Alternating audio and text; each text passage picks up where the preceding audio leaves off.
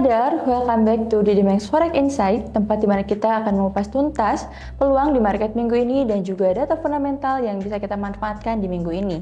Dan kali ini aku gak sendiri karena udah ditemani sama mentor profesional, yaitu ada Miss Dina. Halo Miss. Halo. Oke. Kita langsung aja ya Miss ya ke pembahasan yang pertama.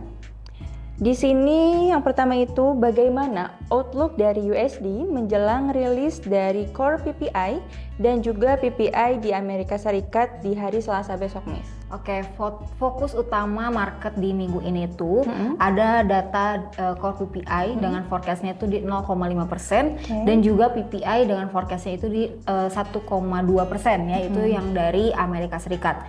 Nah, karena indikator ini tuh sering jadi petunjuk gitu kan, petunjuk awal arah inflasi selanjutnya itu arah inflasi konsumen dan juga kebijakan The Fed berikutnya tuh seperti apa, kayak gitu. Nah, dalam kondisi saat ini tuh, nah pasar juga masih sangat sensitif ya terhadap peluang penundaan pemangkasan suku bunga gitu, sehingga jika angka PPI-nya ini tuh dirilis lebih tinggi daripada forecastnya, nah USD ini berpotensi menguatnya cukup agresif kayak gitu, karena ekspektasi suku bunga juga tinggi gitu kan ya, dan bertahan lebih lama juga. Nah, dampaknya itu bisa langsung terasa pada XAUUSD, makanya kan sekarang XAUUSD-nya turun ya, kayak gitu, cenderung tertekan kayak gitu. Nah, terus Euro USD juga melemah dan yield obligasi Amerika Serikat yang naik. Nah, terutama pada saat sesi New York itu pasti lebih kerasa kayak gitu. Nah, dari sisi edukasinya, nah trader pemula di luar sana sebaiknya memahami juga bahwa PPI ini tuh adalah leading indikator penting gitu kan untuk membaca kekuatan USD itu kedepannya seperti apa kayak gitu. Sehingga strategi yang lebih aman itu adalah menunggu breakout dan juga konfirmasi candle setelah keluar daripada entry terlalu cepat sebelum news kayak gitu. Oke, next untuk pembahasan berikutnya, prediksi dari dampak employment change Australia terhadap AUD itu bagaimana, Miss? Oke, data tenaga kerja di Australia kali ini tuh menunjukkan employment change forecastnya itu di 17,9K, turun dari preview sebelumnya itu di 48,9K. Sementara unemployment rate-nya itu diperkirakan tetap ya di 4,3%. Yang menandakan pasar tenaga kerja di Australia ini tuh masih tetap stabil, tapi laju pertumbuhannya itu mulai melambat. Nah, dalam situasi seperti ini tuh Australian dollar itu sangat bergantung pada apakah hasil aktualnya itu mampu mengalahkan ekspektasi. Karena jika angka pekerjaannya naik di atas 25K, maka Australian dollar itu berpotensi bullishnya cukup kuat kayak gitu. Terutama pada pair seperti Australian dollar USD gitu kan, AUD USD atau Australian versus JPY gitu kan. Dan sebaliknya juga jika misalkan hasilnya itu jauh di bawah 10.000K atau tingkat penganggurannya itu di atas 4,3%. Nah, market itu bisa mulai menilai bahwa ekonomi Australia itu melemah dan membuka ruang juga untuk tekanan biris lebih dalam juga pada Australian dollar. Secara edukatif juga ini penting juga ya untuk membantu para trader memahami bahwa kekuatan mata uang itu sangat dipengaruhi gitu ya, sangat dipengaruhi oleh kesehatan pasar tenaga kerja kayak gitu, dan ekspektasi arah kebijakan bank sentral ke depannya seperti apa. Oke, next untuk pembahasan berikutnya, bagaimana peluang GBP saat data GDP month to month Inggris dirilis, Miss? Untuk GBP, perhatian market ini tertuju pada GDP month per month dengan forecastnya itu di 0,1% ya. Sedikit lebih baik lah dari preview sebelumnya itu di 0,0%. Yang menunjukkan ekonomi Inggris pada saat ini tuh diperkirakan masih bertumbuh tetapi dalam laju yang sangat tipis gitu kan ya. Nah, kondisi ini membuat pound sterling itu cukup sensitif ya terhadap data. Karena jika hasil aktualnya mampu tembus di atas 2%, di atas 0,2%, maka GBP ini punya peluang bullish yang lebih sehat gitu. Nah, terutama pada USD dan juga JPY kayak gitu.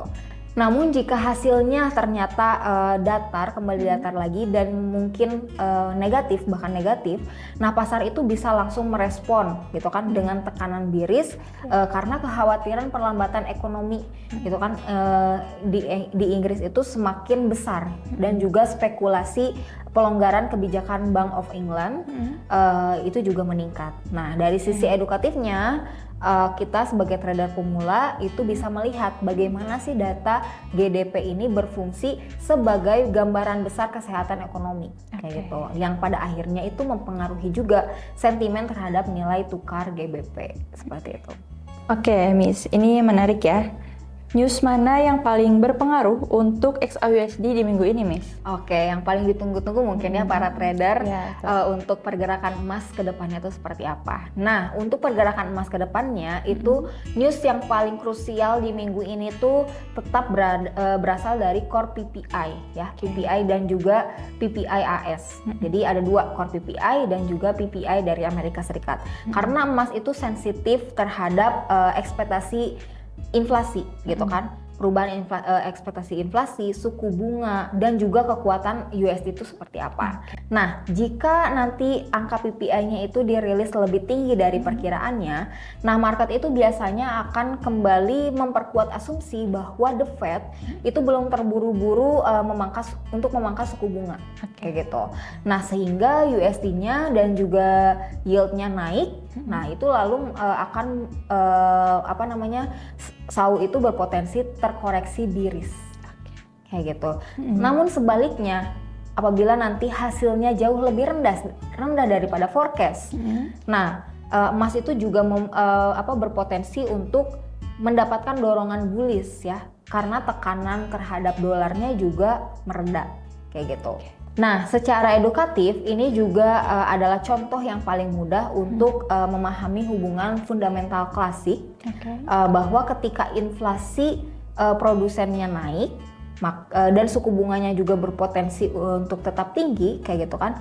Nah, emas ini cenderung akan melemah gitu kan karena investor itu beralih ke aset berbasis dolar kayak gitu. Oke, ini yang terakhir dari pembahasan di hari ini. Strategi yang paling aman dalam menghadapi high impact news di minggu ini seperti apa, Miss?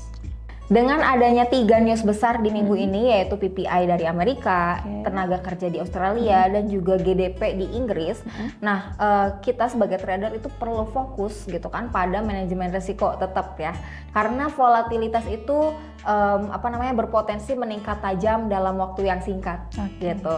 Nah, kesalahan yang sering banget kita sebagai trader ini terjadi itu adalah entry sebelum rilis news gitu kan, sehingga mudah terkena split yang melebar kayak gitu kan, false breakout atau slippage kayak gitu kan. Padahal gitu kan arah market itu setelah newsnya itu justru sesuai dengan analisa awal gitu. Makanya pendekatan yang paling lebih aman gitu kan dan paling penting dan edukatif itu menandakan area support resisten penting di time frame H1 atau misalkan M15 kayak gitu.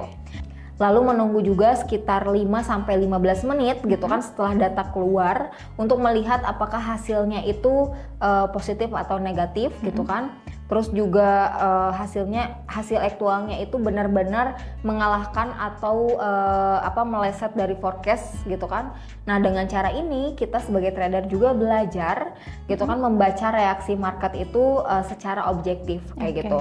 Bukan sekedar tebak-tebakan gitu kan, ini mau kemana ya arah marketnya kayak gitu kan, berdasarkan feeling. Itu jangan sampai seperti itu, sehingga keputusan kita sebagai trader itu jauh lebih disiplin lagi dan juga profesional seperti itu. Nah, oke Sobat Trader, itu dia beberapa data-data penting yang bisa kita fokuskan di minggu ini, terutama dari news PPI Amerika Serikat, data tenaga kerja Australia, dan juga dari GDP Inggris. Dan itu semua bisa kita jadikan sebagai peluang juga untuk kita manfaatkan di market barang di DMAX tentunya. Oke, jangan lupa juga untuk sahabat trader di luar sana tetap ikutin untuk DMAX Forex Insight di episode berikutnya. Jangan lupa juga untuk tetap share, komen, serta subscribe juga agar tidak ketinggalan untuk episode yang berikutnya. Bersama saya Melinda dan juga saya Dina. Sampai jumpa, bye-bye.